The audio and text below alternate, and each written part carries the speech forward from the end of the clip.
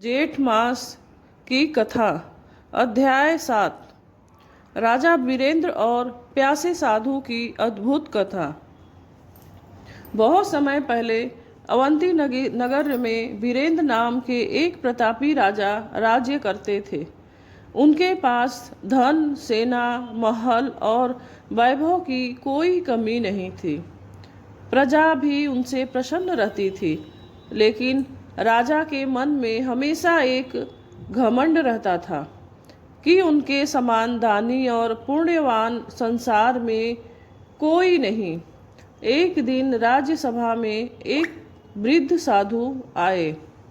उनके वस्त्र फटे हुए थे, हाथ में कमंडल था और चेहरे पर तेज चमक रहा था। साधु ने राजा से कहा, राजन, जेठ महीने का चल रहा है। इस महीने में प्यासे को जल पिलाना, गरीबों को अन्न देना, भगवान विष्णु का स्मरण करना सबसे बड़ा पुण्य होता है।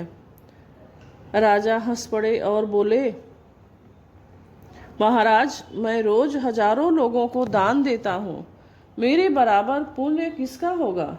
साधु मुस्कुराए और बोले, दान का मूल्य धन से नहीं, भाव से होता है। राजा को यह बात अच्छी नहीं लगी। उन्होंने क्रोध में आकर साधु को बिना दान दिए ही सभा से जाने को कह दिया। साधु शांत भाव से बोले, राजन, घमंड मनुष्य का सबसे बड़ा शत्रु है। समय आने पर आपको इसका फल अवश्य मिलेगा। यह कहकर साधु चले गए। कुछ दिनों के बाद जेठ मास का महीना आया। प्रचंड गर्मी बढ़ने लगी। सूर्य की तपन इतनी तेज थी कि नदियां सूखने लगी। खेत बंजर हो गए। नगर में पानी की भारी कमी हो गई। लोग बूंद बूंद पानी के लिए तरसने लगे। राजा ने अपने सैनिकों को आदेश दिया कि महल के कुओं का पानी केवल राज परिवार के लिए रखा जाए। प्रजा दुखी हो गई। लोग सोचने लगे कि जो राजा पहले दानी कहलाता था, वही आज जनता को पानी तक नहीं दे रहा। उसी नगर में गौरी नाम की एक गरीब वृद्धा रहती थी। उसके पास धन नहीं था, लेकिन घर के बाहर एक छोटा मिट्टी का घड़ा रखकर वह राहगीरों को जल पिलाती थी। हर सुबह वह भगवान विष्णु का नाम लेकर घड़े में पानी भरती और कहती, हे प्रभु, जो भी प्यासा आए उसकी प्यास बुझ जाए। धीरे धीरे वह वृद्ध की चर्चा पूरे नगर में होने लगी। लोग कहते, राजा ने पानी छिपा लिया। वहाँ एक गरीब वृद्धा सबको जल पिला रही है। एक दिन स्वयं वही वृद्ध साधु भिखारी का रूप धारण करके गौरी के घर पहुँचे। उन्होंने पानी मांगा। वृद्धा ने आदरपूर्वक उन्हें जल पिलाया और थोड़ा सा सूखा अन्न भी दिया। साधु प्रसन्न हो गए।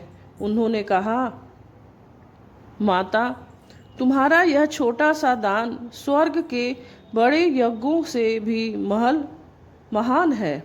तभी आकाश में बादल घिर आए। तेज वर्षा होने लगी। सूखी नदियां भर गईं। नगर में फिर से हरियाली लौट आई। राजा यह देखकर आश्चर्यचकित रह गए।